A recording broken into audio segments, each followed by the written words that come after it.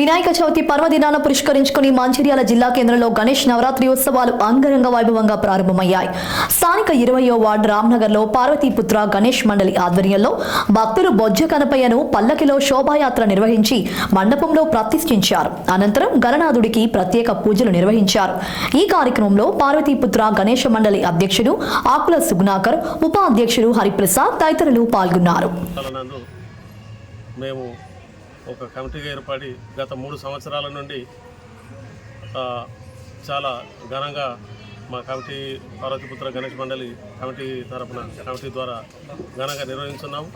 అందులో భాగంగా నుండి వారి ఇంటి వద్ద నుండి పల్లెకులో ప్రత్యేక ఆకర్షణగా పల్లెకులో శోభయాత్ర నిర్వహించి వారి ఇంటి విగ్రహదాత ఇంటి వద్ద నుండి దేవుడిని ఈ యొక్క మండపానికి తీసుకుని శోభయాత్రగా పల్లెకులో తీసుకొని రావడం జరుగుతుంది.